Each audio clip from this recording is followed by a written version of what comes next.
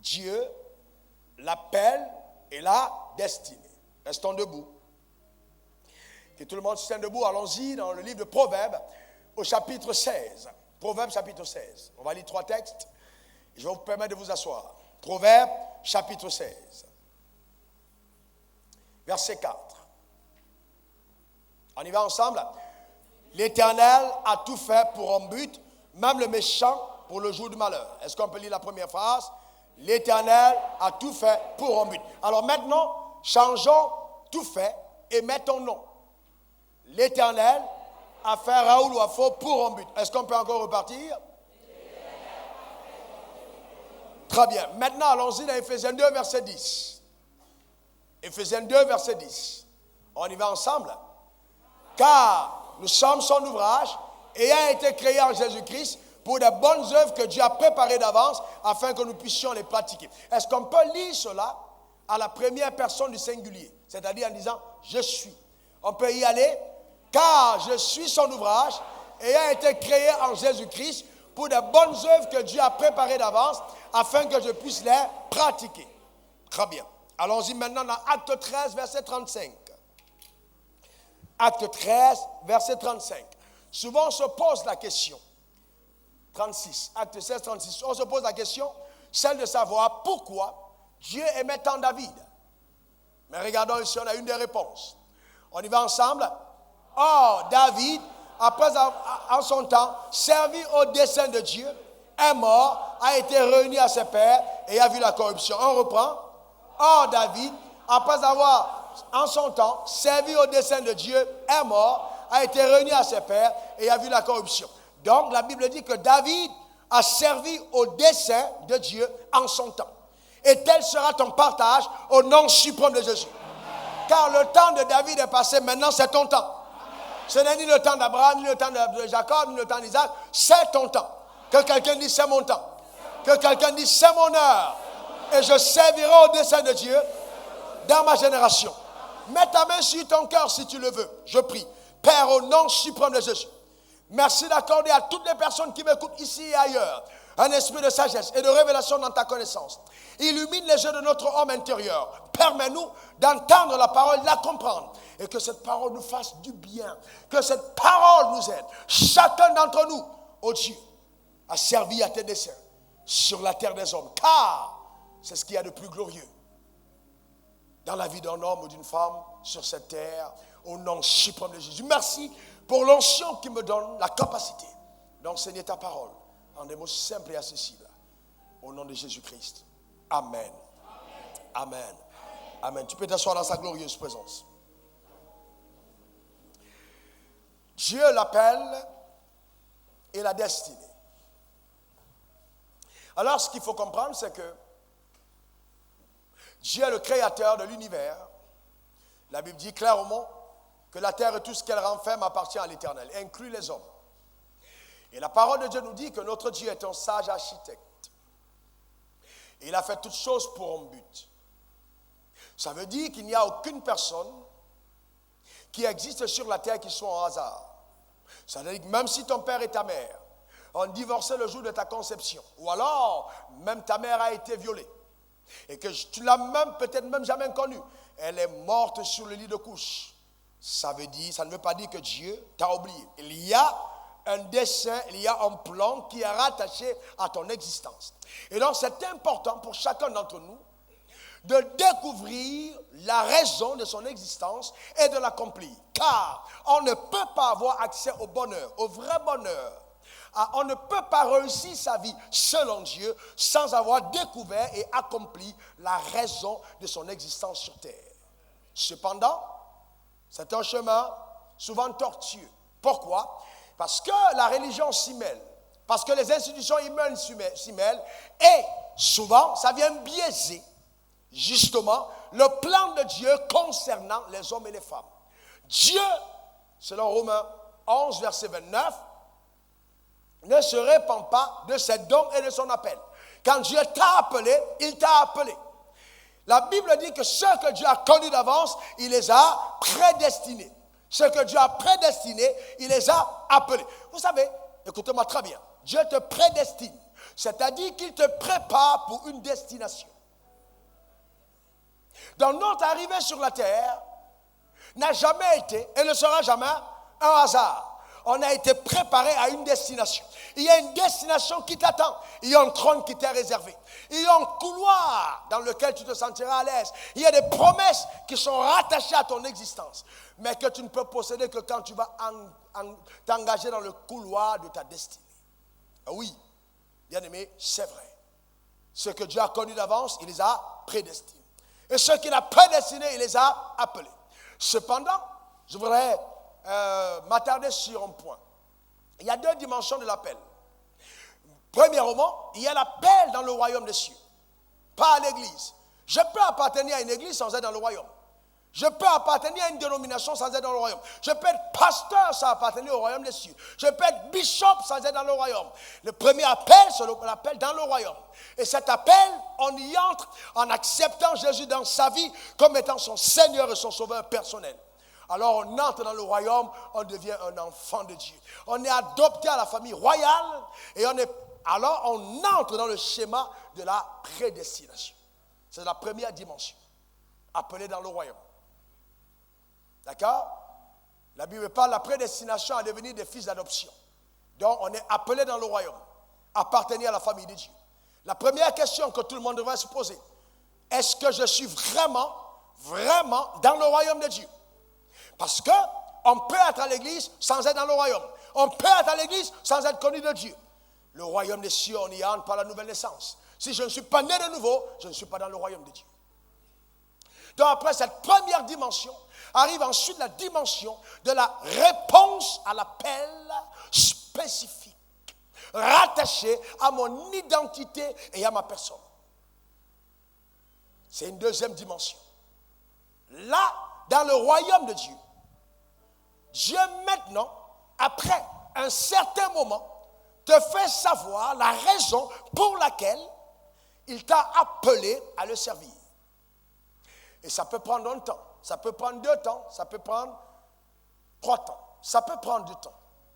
Voyez-vous, parce que je me suis rendu compte, en lisant la Bible, et par mon expérience personnelle, que cette dimension arrive quand nous avons pris le soin d'être nous-mêmes fidèles à quelqu'un qui est fidèle. Le vrai problème, c'est que nous avons dans cette génération ce que j'appelle l'instabilité de la vision. Beaucoup de personnes sont dans le royaume des cieux et courent après leur propre intérêt. Il y a le nombrilisme de la vision. Les gens sont juste là pour rechercher les intérêts rattachés à leur petit ventre. Alors qu'il y a quelque chose de plus grand. L'appel de Dieu est élevé. L'appel de Dieu est distingué. L'appel de Dieu est noble. Quand Dieu t'appelle, il y a des générations rattachées à ta personne. Donc tu ne peux pas te permettre de ne regarder qu'à toi seul. Il y a tellement de personnes qui sont rattachées au fait de répondre par oui à cet appel. C'est pourquoi, pour Dieu, l'appel est une urgence. C'est une urgence. Il faut urgemment répondre. C'est une urgence. Il y a des aptitudes, il y a des talents, il y a des dons qui sont rattachés à ta personne. Et l'un des plus grands mensonges de notre génération, l'un des plus grands mensonges de la religion, c'est qu'on a fait croire aux gens qu'on est appelé par Dieu seulement que quand on est pasteur. Quel scandale, quel mensonge. Bien aimé, écoute-moi très bien. Quand Dieu a créé Adam, il n'y avait pas de pasteur. Quand il y avait Ève, il n'y avait pas de pasteur. Les pasteurs sont venus parce qu'il y a eu des séances. Donc, écoutez-moi bien, donc, le but de Dieu pour l'homme, ce n'est pas que l'homme devienne membre d'une église, mais c'est que l'homme puisse régner sur la terre. C'est le but de Dieu. Donc, ce n'est pas appartenir à une église. Donc, on ne peut pas répéter, on ne peut pas limiter, on ne peut pas enfermer l'appel de Dieu à une dénomination ou à une église. Non. Et encore non. J'ai dit encore non. Tu peux être diacre, tu peux être évêque, tu peux être ancien, tu peux être très cher révérend et tout ce que tu veux, mais ça, ce n'est pas le plus important. Est-ce que ma vie apporte de la saveur à ma génération? C'est la question que chacun d'entre nous devrait se poser. Est-ce que ma vie crée de l'influence dans la société? Est-ce que par moi, D'autres personnes transitent des ténèbres vers la lumière. Car tu es un agent de réconciliation. C'est ce que la Bible dit. Mais qu'est-ce qu'on a fait aujourd'hui? On a transformé l'église en des spectateurs qui sont là simplement pour acclamer une petite bénédiction qu'on a relâchée de la bouche d'un prophète. C'est pas ça. Ce n'est pas ce à quoi Dieu te destine. Il te destine à plus grand que ça. La grandeur, c'est rattaché à ton ADN. On n'a pas besoin de prophétiser en lionceau pour qu'il devienne un lion. Il est déjà un lion, mais dans la dimension de lionceau. La grandeur fait partie de ton appel. Est-ce que quelqu'un comprend de quoi je parle? C'est important. Et les gens pensent donc aussi. Voyez, c'est pour ça qu'on a vu des personnes qui étaient footballeurs qui ont abandonné, qui étaient des grands peintres qui ont abandonné, qui étaient des grands médecins qui ont abandonné, qui étaient des grands politiciens qui ont abandonné. Mais quand on lit la Bible, les gens, je me demande bien comment les gens lisent la Bible. Joseph n'était pas pasteur. David n'était pas seulement pasteur. Il était roi. Il était aussi sacrificateur et roi. Donc il est important qu'on exerce notre appel selon le couloir de notre appel. Notre destinée. C'est très important. À quoi Dieu te destine? Oui, découvre-le. C'est toi qui dois découvrir. Eh bien, tu me poses la question, mais comment découvrir ce à quoi Dieu m'appelle? Oui, tu dois le découvrir, c'est à toi. Ne permets jamais à aucune prophétie de te faire emprunter un chemin sur ta destinée. Parce que la prophétie peut t'égarer. Il y a des prophéties prophétiques qui sont dues dans le but de séduire et de dérober dans ton porte-monnaie les derniers biens qui te restent. Je déclare sur ta vie que ces prophéties sont annulées au nom suprême de Jésus. Donne-moi le meilleur des amens. Bien aimé, nous ne sommes pas dans l'Ancien Testament. Ta destinée est rattachée à Dieu. Et le voile du temple a été déchiré de haut en bas. J'ai une histoire avec toi. Je peux te parler. Donc, comment est-ce que je fais pour découvrir mon appel? Numéro 1, j'entends Dieu. Romains 8, verset 14, il est écrit: seuls ceux qui sont conduits par l'Esprit de Dieu sont fils de Dieu. Quels sont ceux qui sont fils de Dieu dans la salle? Alléluia. Ben, c'est une évidence. La Bible dit ceux qui sont conduits par l'Esprit de Dieu. Donc, vous ne dites pas, le révérend Wafa a prophétisé et il m'a dit que j'étais un homme de Dieu. Eh bien, si tu réponds à l'appel de Dieu parce que je l'ai dit, ça peut être une catastrophe. Il faut que l'Esprit de Dieu t'ait conduit. Suis-je contre les prophéties? Je prophétise moi-même. Mais la prophétie doit retrouver à l'intérieur de toi ce que j'appelle la conviction intérieure. Numéro 2, la conviction intérieure. Il est important de comprendre que la conviction intérieure doit justement être un élément qui te permet de savoir que Dieu t'a appelé dans tel domaine. Quand j'appelle par contre, qu'est-ce que j'entends par conviction? Je sais à l'intérieur de moi et j'ai la paix de Dieu quand j'y pense. Alors, ça peut être un indicateur crédible que tu es dans le couloir de ce que Dieu te demande de faire. 3, des visions. Et oui, je crois aux visions. Oui, des visions. Je peux te montrer une vision. Il peut te montrer une vision. Et dans la vision, il te montre. Par exemple, quand l'apôtre Paul devait se rendre à Macédoine, ce n'était pas une vision. Dieu montre des visions. Mais, attention, ne mettez pas trop de crédit aux visions. La vision doit être en conformité avec la conviction. D'accord? Parce que la vision n'est pas simplement du ressort de Dieu. Le diable aussi fait beaucoup de visions. Donc il faut faire attention. D'accord? Il est important. Ok? Et ensuite, on peut avoir le fardeau. Comme le cas de Néhémie, le fardeau. Quand il a entendu dire que les murailles de Jérusalem étaient détruites, le fardeau est monté dans son cœur, un grand fardeau. Il ne pouvait plus dormir la nuit. Il y pensait. Il faut que j'y aille. Il faut que j'y aille. Il faut que j'y aille. Oui, quand le fardeau est profond, persistant, consistant, avec le temps, alors c'est un indicateur que Dieu t'appelle à faire quelque chose. Vous voyez, il y a des gens dans l'église qui sont spécialisés critiques. Oh, j'aime pas les chaises sur lesquelles on s'assoit, j'aime pas ci, j'aime pas ça. Mais en fait, souvent, les choses que tu n'aimes pas sont les choses que Dieu t'a amené à changer. Tu as été préparé à les changer. Au lieu de critiquer, il faut agir. Il faut faire quelque chose. Ferme ta bouche et passe à l'action. Il y a 2 catégories de personnes. Les personnes qui agissent et les personnes qui regardent ceux qui agissent. Les personnes qui agissent sont acclamées, mais souvent beaucoup critiquées. Mais ceux qui n'agissent pas critiquent. Moi, je fais partie des personnes qui ont décidé d'agir. Je ne sais pas en ce qui te concerne. Dans un terrain de stade, je me suis rendu compte que les spectateurs payent pour voir les acteurs. Quand tu es acteur, on paye pour voir. Quand tu es acteur, on investit pour te regarder. Oh, que ta vie apporte de l'embellie à ta génération. Et que les gens investissent pour te côtoyer à cause de l'impact que tu es en train de faire. La Bible dit que les dons à la vie d'un homme feront les chemins pour lui et le conduiront devant les rois. Écoute-moi très bien, si tu es fidèle à l'Éternel, Dieu enverra des têtes privées te chercher juste pour que tu apportes une solution à ta génération. Donne-moi le meilleur des amens. Vous savez, il y a des gens qui parlent parce qu'ils ont lu la Bible, il y a des gens qui parlent parce qu'ils ont vécu la Bible. Je ne vous parle pas des choses que j'ai lues, je vous parle des choses que j'ai vécues. Regardez à quoi je ressemblais quand Dieu m'a appelé. J'avais à cette 24 ans. Regardez le frère, le garçon faible que j'étais à cette époque-là. D'accord, bon voilà. Ah, le jeune homme. Mais vous savez, écoutez-moi très bien, à cet âge-là, les jeunes gars sont dans les histoires de femmes, de cigarettes, etc. Mais à cet âge, quand Jésus m'est apparu dans ma chambre, j'ai résolu dans mon cœur de le servir. Depuis cet âge jusqu'à maintenant. Regardez comment j'étais. Frêle. Mais vous savez qu'à cette époque-là, il y avait quelque chose en moi qui me disait, tu vas réussir, tu vas y arriver. Pourquoi? Parce que quand Dieu t'appelle, il ne tient pas compte de tes qualifications. Parce que lui qualifie ceux qu'il appelle. Je déclare sur ta vie que l'Éternel te qualifiera dans le couloir de ta destinée. Donne-moi un très bon amen. Donne-moi un très très bon amen. Et après ça, quand il m'a appelé, j'ai eu une vision. J'ai vu une école avec beaucoup d'enseignants. Et j'en ai parlé à mon pasteur à l'époque. Mon pasteur m'a dit, je connais de quelle école il s'agit. 2 semaines après, je me retrouve à l'école biblique. Quand j'arrive voir le directeur de l'école, le révérend Al-Rahman, et je lui dis, Dieu m'a dit de venir dans cette école, il me dit, désolé, les inscriptions sont closes. 2 semaines à la fois, je regarde le pasteur, je lui dis, je rentrerai jeûner et je reviendrai pour que tu me prennes. Très étrange. Et quand je pars, et là, il entend Dieu lui dire, prends ce jeune homme, il sera d'une grande utilité pour ton ministère et pour le royaume des cieux. C'est ainsi qu'on me fait appeler par mon pasteur et je suis inscrit à l'école biblique avec 1 mois et demi de retard. Et quand on termine, je suis parmi les premiers. Pourquoi? Parce que j'étais appelé. Est-ce que quelqu'un comprend de quoi je parle? C'est très important. N'oubliez jamais ceci, aucune école biblique n'a l'aptitude de vous appeler. Aucune.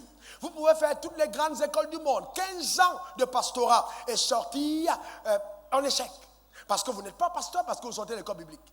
Et c'est ça le problème de nos dénominations. Oh, je suis allé à l'école, j'ai fait 17 ans, j'ai fait ci. Mais bon, écoute, c'est pas tant le diplôme, mais qu'est-ce que tu fais de ce que tu connais?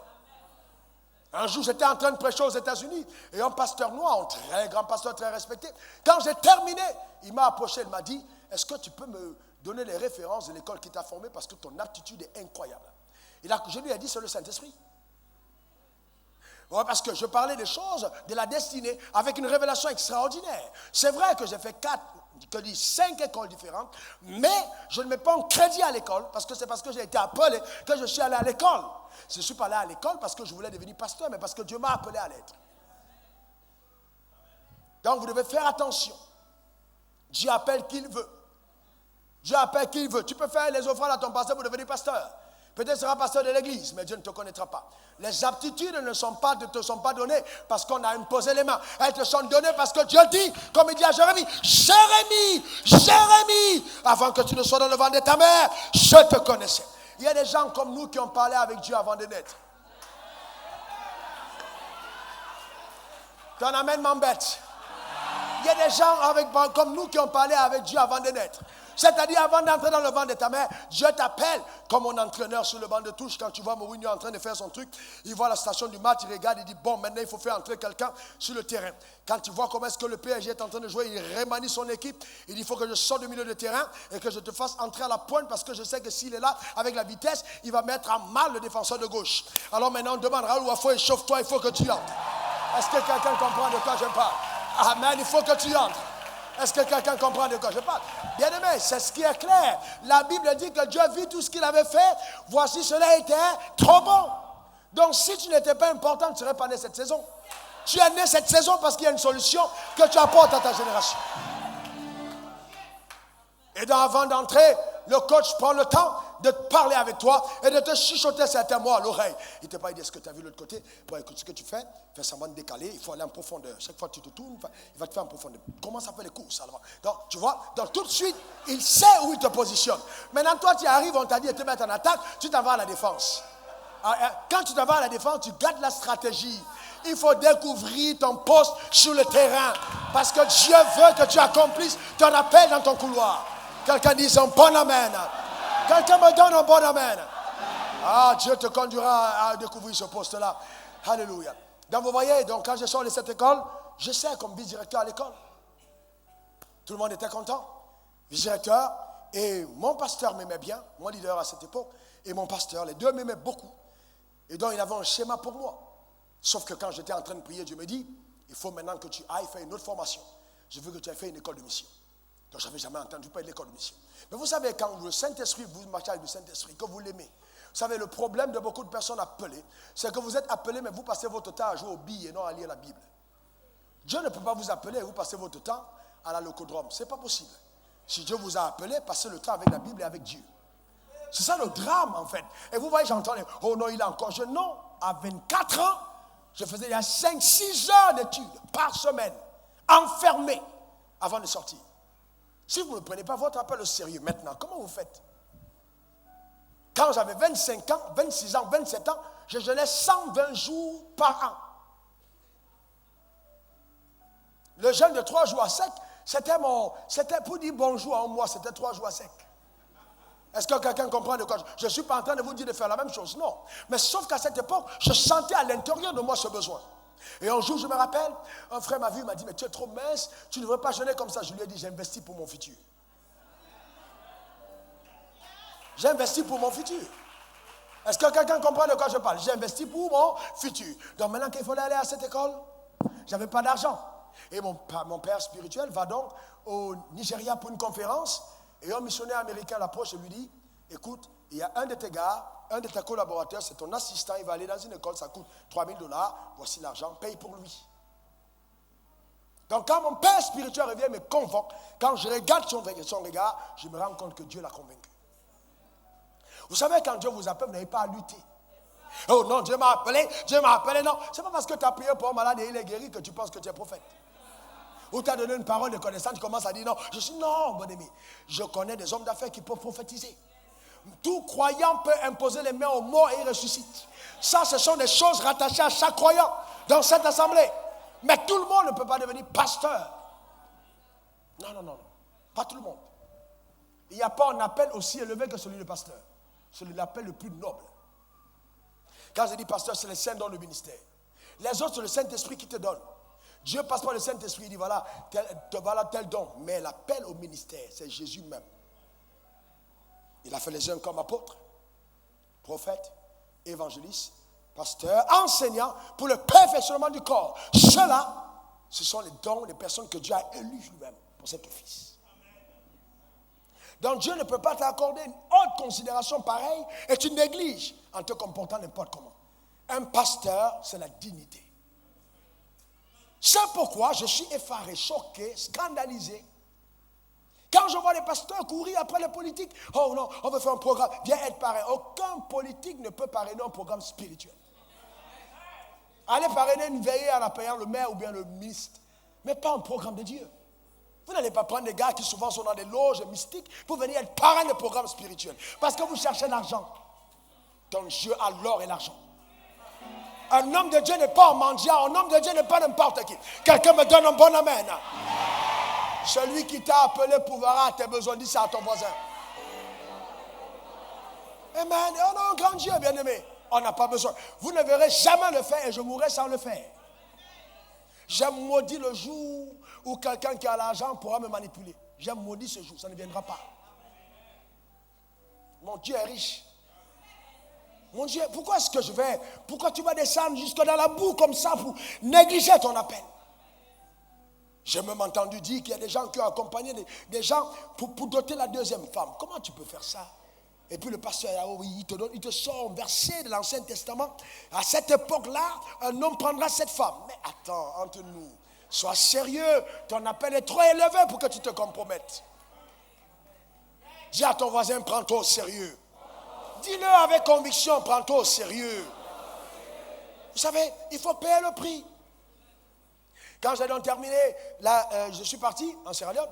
Et arrivé là-bas, suivez-moi très bien, j'ai fait ma formation. Quand je termine la formation, le Seigneur me dit, maintenant tu es prêt pour aller dans le monde. Je vais t'envoyer. Mais vous savez, Dieu dit qu'il prend plaisir à ce qu'on le cherche, qu'on le trouve en le cherchant. Beaucoup d'entre nous ne comprenons pas que pour découvrir la volonté parfaite de Dieu, il faut le chercher. Et c'est pour ça qu'on passe à côté de Dieu. Ça demande de payer le prix pour écouter sa voix. Vous ne pouvez pas tout le temps manger le soir, manger le matin, manger la nuit, manger tout le temps et vous pensez que vous allez écouter la voix de Dieu. Il faut être spirituellement alerte. Ça demande souvent des temps de rindo, sarindo, ribakata he, rakata bobo, shikalate riboho. Ça demande des temps de louange et d'adoration. Ça demande des temps d'étude pour découvrir la pensée de Dieu pour ta destinée. Mais tu dois rechercher cela comme on cherche un trésor. Parce que si tu l'as trouvé, oh, je te garantis, tu vas connaître une ascension fulgurante. Il faut découvrir. Et donc pendant que je me rappelle, j'ai prié près de 8 jours. De nuit comme de jour, je dormais peut-être 2 heures. Et je dormais même en priant. Vous savez, quand vous parlez en langue, vous dormez, vous avez vraiment l'impression que vous priez même quand vous dormez. C'est là que la carte du monde est en mur. Alors j'ai dit à Dieu, je veux que tu me montres où tu veux que j'aille. Et j'ai entendu cette douce voix qui m'a dit, je ne peux pas t'envoyer maintenant. Tu n'es pas encore prêt. Pose-moi ta famille sur l'autel. Organise les funérailles. Je veux ta famille. Donne-moi ta famille et moi je t'envoie dans le monde. Donc Dieu dit, si tu ne me donnes pas ta famille, si tu ne mets pas ta famille sur cet autel, sur le bûcher, comme de l'Holocauste pour consumer ta famille, je ne t'enverrai nulle part. Tu ne seras pas prêt. Pourquoi est-ce que Dieu le faisait? Premièrement, pour pouvoir déconnecter le cordon ombilical, spirituel de ma famille à ma personne. Regardez ceci. Si vous avez la profondeur, vous comprendrez. Vous avez rendu compte que souvent, vous arrivez quelque part, vous voyez par exemple un pasteur togolais, et toutes les personnes qui sont tout autour, c'est togolais. Ou en noir, vous voyez, c'est des noirs. Vous savez pourquoi? Parce qu'il y a le cordon qui n'est pas coupé. Donc on est toujours rattaché à sa culture, à son peuple et à sa famille. Mais il dit Abraham, quitte ton pays, ta patrie, la maison de ton père. Donc sépare-toi pour partir. Ce sont des liens spirituels. Donc, quand j'ai terminé, j'ai pleuré cette nuit-là. J'ai dit Dieu, une seule condition. Il m'a demandé laquelle.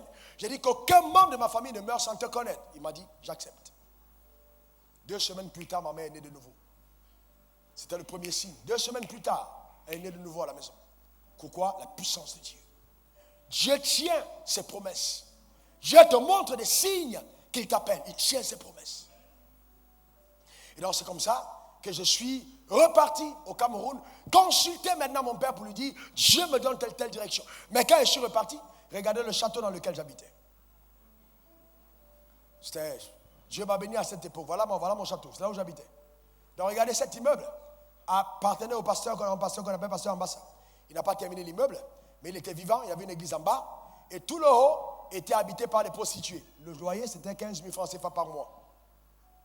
Le chiffre 15 000 m'a beaucoup suivi. Il y a des chiffres qui vous poursuivent. C'était sérieusement. 15 000, c'était 15 000 par mois. Donc, parce que quand je suis revenu, j'ai bâti une école de mission au Cameroun. J'ai mis sur pied 3 écoles bibliques pour mon père spirituel en très peu de temps. Il m'a dit, bon, maintenant tu es prêt pour partir. Mais sauf qu'on ne me payait pas par mois. Je faisais tout ce travail sans 1 centime par mois. Quand je suis revenu de mission, on m'a pu donner salaire. Je suis resté là pendant 6 mois à préparer la carte de la Côte d'Ivoire dans ma chambre et en priant jour et nuit pour vous, sans vous connaître. Et donc, regardons en haut, vous savez, très bien, ça c'est là. Donc, mon maison était là, au palais du haut. Avance encore un peu. D'accord? Ok. Regardez là, ça c'était l'entrée en bas. Dans cette entrée, pour arriver, vous passez par là, ça dit c'était des fuites qui sont restées comme ça, qu'on n'a pas arrangées. Donc, tu le veux ou tu ne veux pas, sa maison c'est 15 000. Donc, tu passes, c'est les excréments qui sont là. Donc, on passe par ce couloir pour entrer dans la chambre. C'est dans cette même maison que pour la première fois, j'ai reçu 500 000 et j'ai fait 2 semaines sans prier, sans dormir. Je priais, mais je ne dormais plus. C'est dans cette maison. Ah, que Dieu te débarrasse de la pauvreté. Amen.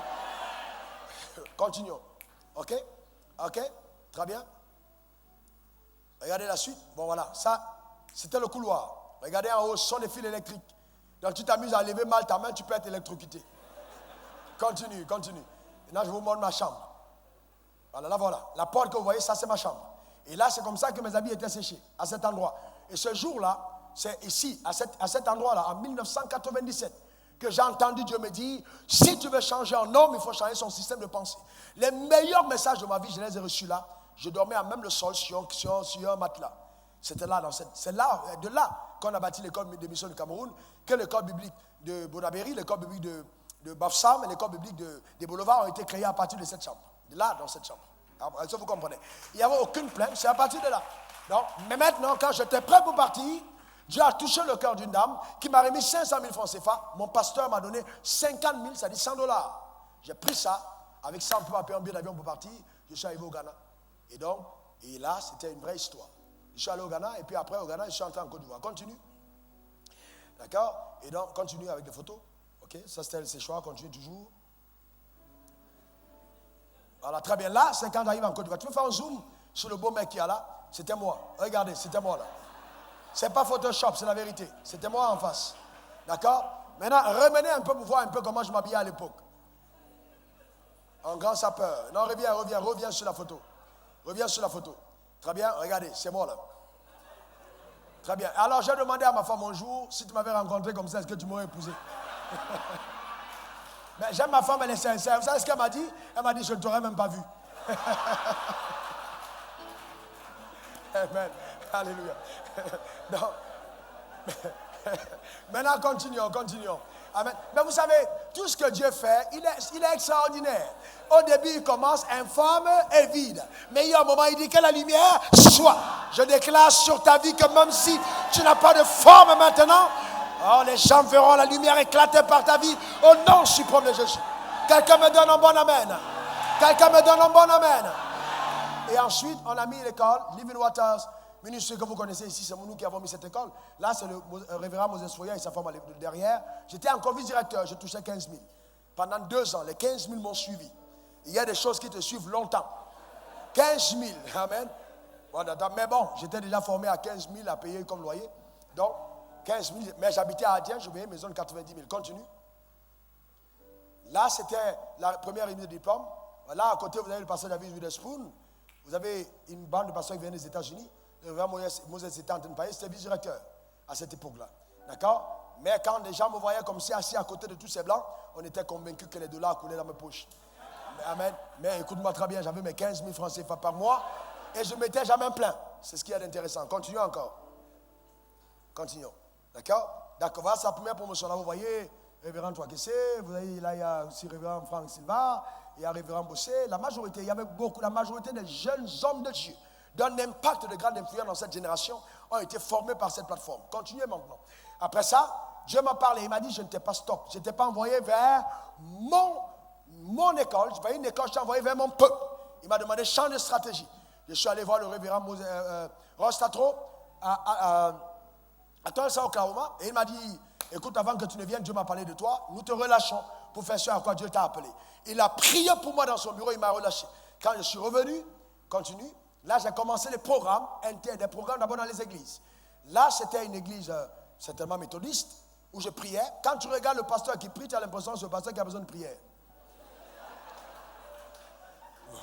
D'accord, ça c'était à l'époque. Amen. Alléluia. Amen. Dieu est juste merveilleux, honnêtement. Moi, même si je me rencontrais à l'époque, je ne suis pas sûr que j'allais me faire confiance. Amen. Donc là, mais les personnes témoignaient. La puissance de Dieu agissait. Continue. Amen. Mais là, j'avais commencé avec le feu révérend Fato, des programmes dans les églises méthodistes. Ça, c'était à l'époque où il y avait des programmes de réveil avec certains pasteurs que l'église méthodiste invitait, justement. Et ça, j'étais très jeune et j'étais invité à ces programmes. D'accord? Très consacré, très sérieux dans mon appel. Continuons. Et après ça, Dieu m'a mis à cœur de commencer les nuits des oracles. Ça, c'est en 1999. Et ça, c'est une belle histoire. En cette année, il y a eu coup d'État en Côte d'Ivoire. Et ça, vraiment, ça a marqué ma vie. À ce moment-là, Dieu m'a parlé en me disant, un président qui est renversé par coup d'État, c'est le cycle de la malédiction qu'on déclenche sur le pays. Et tout le monde a commencé à scander, Dieu a béni la Côte d'Ivoire, parce qu'on disait que le président Bédié était arrogant, les gens ne l'aimaient pas. Une certaine partie. On n'est pas politique, j'ai décrit les faits que j'ai vus. Alors donc maintenant, moi j'ai dit non, c'est pas possible, ce qui s'est passé, même si un président n'est pas bon, ce n'est pas aux hommes de le démettre, c'est à Dieu de le démettre parce que c'est une autorité. On ne chasse pas une autorité de ses propres mains. On laisse le soin à Dieu de chasser ses autorités. Donc à partir de ce moment, la Côte d'Ivoire a basculé dans un mauvais cycle. Donc ce jour, Dieu m'a dit, organise un programme, tu te mets en tenue militaire et tu annonces au corps de Christ qu'ils doivent se lever comme une armée pour prier sérieusement sur le pays et stopper le cycle de la mort. Sinon, on versera beaucoup de sang en Côte d'Ivoire. Ça, c'était en 1999. Regardez la suite. Regardez la photo qui suit. D'accord? Je suis encore tout jeune. Là, voilà, très bien. J'avais 28 ans à l'époque. Là donc, là c'est un grand homme, c'est un homme incroyable.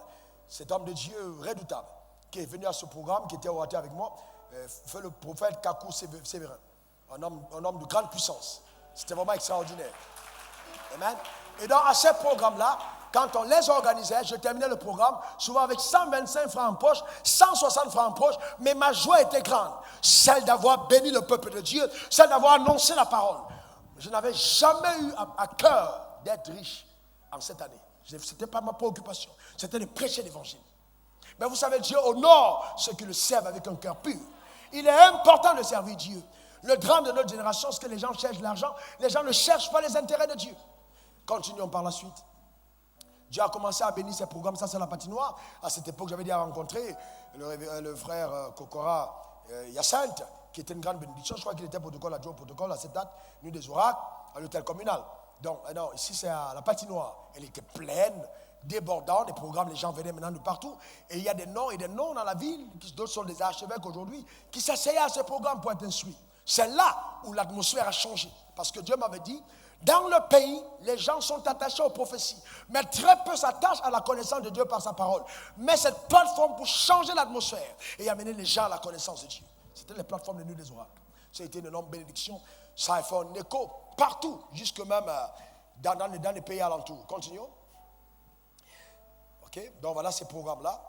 Et à cette époque, je me rappelle une merveilleuse histoire, je crois à la 8e édition, à la 7e édition. Une dame est venue me voir et m'a dit Dieu lui a mis à cœur de me donner 5 millions de francs parce que chaque programme coûtait environ 2,5 millions. Ça, c'est un frère qui est décédé aujourd'hui qui avait payé la salle, c'était 800 000 à l'époque. Il a payé la salle pour nous gratuitement.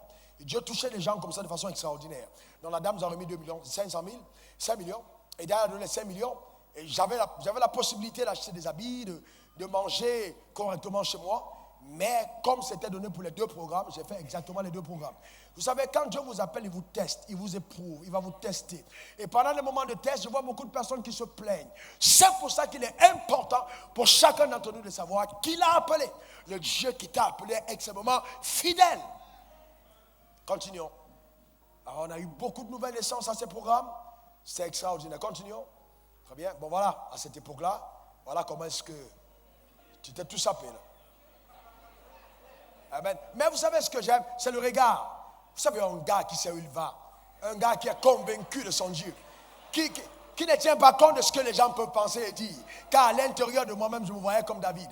Si Goliath me regarde étant trop géant, j'ai dit l'Éternel, mon Dieu, combattra pour moi. Amen. Que Dieu bénisse ton cœur. Est-ce que tu peux acclamer le Seigneur pour sa fidélité? Amen. Amen. Donc, aujourd'hui, quand les gens voient ça, oh oui, mais c'est pas possible. Mais comment? Non, il y a un parcours, il y a une histoire. Authentique histoire. Dans ce pays, pas ailleurs. Mais vous savez, c'est un chemin. Aujourd'hui, les gens viennent, ils veulent avoir une voiture, ils veulent avoir des costumes, ils veulent avoir des chaussures, ils ne veulent pas payer le prix. Non, non et non. Quand Dieu t'appelle, il y a un prix à payer. Mais, écoutez-moi très bien, le prix, c'est glorieux. Écoutez, la Bible dit, Moïse, devenu grand, refusa d'être appelé fils de la fille de Pharaon. Il avait le trône, il pouvait y rester, n'est-ce pas? Mais il a choisi d'aller dans le désert. Combien d'entre nous sont prêts à payer un prix si élevé quand Dieu nous appelle? On dit tu es successeur au trône. D'ailleurs, il y a toutes les circonstances qui peuvent même amener un prophète à dire que ainsi par l'Éternel, tu dois être le successeur. Premièrement, tu es dans une maison. 2, on t'a gardé dans le fleuve. 3, tu as été sauvegardé par la fille. 4, tu es dans la maison. 5, le père t'aime et la mère t'aime. D'accord? Dans tous les signes, tout le monde dira non, si ce n'était pas Dieu, est-ce que Pharaon allait m'aimer comme il m'aime? Non. Non, les portes peuvent s'ouvrir, mais ce n'est pas Dieu. Les portes peuvent s'ouvrir, ce n'est pas Dieu. Il y a des portes qui s'ouvrent pour te déjouer de ton appel. Je ne serais pas arrivé en Côte d'Ivoire si je n'avais pas écouté Dieu. Quand j'étais au Ghana, révérend Ray Johnson m'a dit, écoute-moi bien mon petit, tu es tellement bon que c'est une perte de temps d'aller être vice-directeur à Abidjan. Je t'envoie soit au Burkina Faso, soit au Mali, tu as une maison, tu as une voiture de fonction et tu vas mettre l'école. Tu peux réussir partout où on t'envoie. Ça ne sert à rien d'aller en Côte d'Ivoire être vice-directeur. Sauf que Dieu m'avait dit Côte d'Ivoire. Le vrai problème, c'est que beaucoup d'entre nous, au carrefour des opportunités, nous choisissons l'opportunité au détriment de la voix qui nous a parlé. Qu'est-ce que Dieu t'a dit? Quand Dieu t'a dit, assieds-toi à côté d'un homme, serre sur cet homme, fais ce que Dieu t'a dit. Ce n'est pas une question d'argent, c'est une question d'appel. Le Dieu qui t'a appelé te surprendra toujours de façon extraordinaire. Et je vais vous dire une chose. Quand votre cœur est attaché à l'argent, Dieu ne vous en donnera jamais. Mais quand il aura détaché votre cœur de l'argent, il vous comblera d'argent. Parce qu'il n'a pas envie de vous perdre. C'est ça le principe. Amen. Que quelqu'un dise, j'aime l'Éternel, je le servirai de tout mon cœur. Je payerai le prix pour faire sa volonté. Dis encore en tes propres mots, j'aime l'Éternel. Amen. Amen. Alléluia. Alors maintenant, pour terminer, je vous montre l'exemple de notre Maître lui-même, Jésus. Dans Luc 6, versets 14 à 15, la Bible dit, Saint Jean, ayant vu le miracle que Jésus avait fait, disait, celui-ci est vraiment le prophète qui doit venir dans le monde. Jean 6, verset 14. Il est vraiment le prophète qui doit venir dans le monde. Jean 6, 14. Il est vraiment le prophète qui doit venir dans le monde. Jean 6, verset 14. C'est Jean ayant vu le miracle que Jésus, voyez, avait fait, disait, celui-ci est vraiment le prophète qui doit venir dans le monde. Qu'est-ce qu'il disait? C'était le prophète. Est-ce qu'il mentait? Est-ce que Jésus n'était pas le prophète qui devait venir dans le monde? Maintenant, on a des plaisantins qui se font passer pour les prophètes qui devaient venir. C'est des bandits, des malotrus, amen, des personnes qu'il ne faut pas écouter, qu'il faut fuir sérieusement. C'est des envoûteurs de destinée. Ce sont des pièges tendus par l'enfer pour occulter ton futur. Il ne faut jamais suivre de telles personnes. Personne n'a le droit de prendre la place de Jésus. Car il y a sous le ciel aucun autre nom par lequel nous puissions être sauvés. Même si quelqu'un te dit qu'il s'appelle Raoul Wafo, fuis-le. C'est Jésus qui doit sauver. Si un jour je te dis que tu as besoin de moi pour aller au ciel, fuis-moi. Je suis devenu un bandit, un truand. Il n'y a que des gens qui parlent de Jésus, amen, comme étant le chemin, qui sont de vraies personnes. On a trop de séduction aujourd'hui, on a trop de séduction. Attachez-vous aux personnes qui présentent le vrai message du salut. On a besoin de Christ. Continuons au verset 15. Et la Bible dit, c'est Jésus sachant, vous voyez, il y a des gens quand ils te parlent, leur langage cache la séduction. Jésus sachant qu'ils allaient venir l'enlever pour le faire roi. Est-ce que tu sais que le diable est prêt à te donner le trône le plus élevé sur la terre pour te faire perdre le trône que le ciel te réserve? Car le trône de Dieu, souvent sur la terre, peut ne pas avoir la forme d'un trône, mais il est très élevé. Pour Jésus, c'était la croix pour avoir accès au vrai trône. Et souvent, on refuse de prendre la croix. Ah oui, Dieu, si tu ne m'as pas donné ça, je ne te prie plus, tu ne m'as pas donné ça, je vais plus à l'église, tu ne m'as pas donné ça. Et non, tu ne m'as pas donné ça, je ne m'as pas donné ça. Ça, c'est les enfants. Ça, c'est les enfants. Il y a des gens à qui Dieu enlève les choses. Il dit, suis-moi. Et il enlève, suis-moi. Demandez à Job. Il a laissé le diable frapper jusqu'à tout prendre. Mais c'est après qu'il regarde Job dans son intégrité, que Job qui dit non, je sais que ce Dieu est trop bon, celui qui donne les limites à la mer. Et il a tellement décrit la grandeur de Dieu qu'on commençait à prier pour les autres. Dieu l'a restauré, il a été 2 fois plus riche qu'avant. Bien-aimé, il faut accepter ton histoire avec le Seigneur. Paye le prix. Il n'y a rien d'aussi grand que de dire oui à l'appel de Dieu.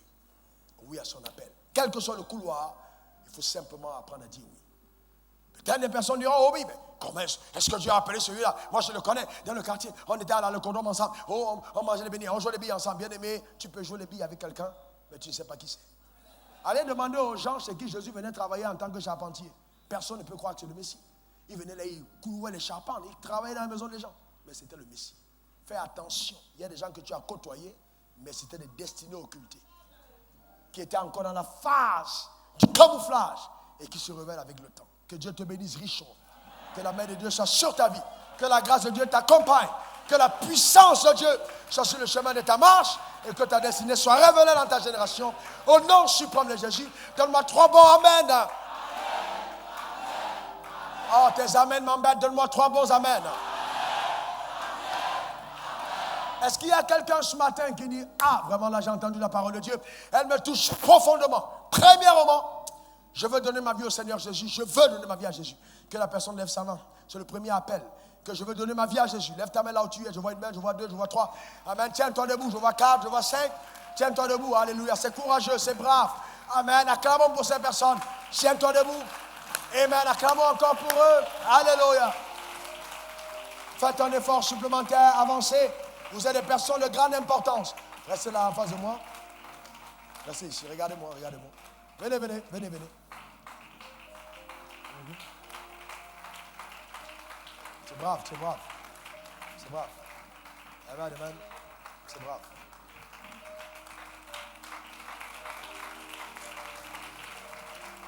Bravo. Alléluia. Amen, amen. La Bible dit, il y a la joie dans le ciel pour une seule âme qui se répand. Vas-y, continue. Amen, amen. Amen, amen, amen. Il y a quelqu'un dans la salle, il est en train de se dire, je vais rester à ma place, je vais prier à ma place. Le Seigneur dit, si tu as honte de moi devant les hommes, j'aurai honte de toi devant mon Père. Où est cette personne? Je vais demander à la personne de venir rapidement, je vais prier avec elle. Il y a quelqu'un qui n'est pas levé parce qu'elle a honte. Viens, je t'attends. Merci. Faites venir. Acclamez le Seigneur pour elle. Amen. Amen, amen. Amen, amen, amen.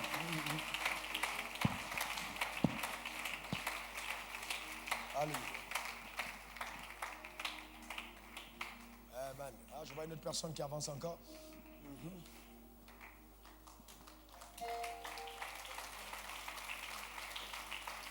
Amen, amen. Alors maintenant, écoutez-moi très bien. Écoutez-moi bien. Ce n'est pas juste un récital. Ce n'est pas juste une prière que vous faites. Mais c'est une rénonciation à l'ancienne vie. Vous êtes énervé de la vie que vous aviez menée. Et vous dites non, non, non, je ne peux plus continuer comme ça. Je ne peux plus continuer d'être avec le diable. Parce que si vous ne détestez pas ce que vous avez viviez, vous ne pouvez pas abandonner. Donc il faut vraiment que du fond de votre cœur, vous dites c'est terminé. Je ne vais plus être l'instrument entre les mains de Satan. Je veux servir Dieu. Est-ce que vous me comprenez? C'est ce qu'il doit avoir dans votre cœur. Levez votre main vers le ciel. Répondez après moi cette prière. Seigneur Jésus, je n'aime pas la vie que j'ai menée. Et je veux te demander pardon. Que ton sang me lave. Que ton sang me purifie. Change mon cœur. Change ma vie. Donne-moi de naître de nouveau. Oh Dieu, répands ta vie dans mon homme intérieur. Répands ta vie en moi par ton pouvoir. Répands ta vie à l'intérieur de moi par ta puissance. Et écris mon nom dans le livre de vie. À partir d'aujourd'hui, je m'engage résolument à m'attacher à Dieu, à m'attacher à sa parole, à m'attacher à une église locale, à appartenir au royaume des cieux, au nom suprême de Jésus. Merci Seigneur. Au nom de Jésus. Amen. Maintenant, baissez vos mains. Père, au nom suprême de Jésus, je veux te rendre grâce pour le miracle qui s'opère maintenant dans la vie de ces personnes. Que par ta puissance extraordinaire, leur vie soit changée dans une autre dimension au nom de Jésus. Amen. Amen, amen. Recevez ces fiches là, ok, remplissez-les.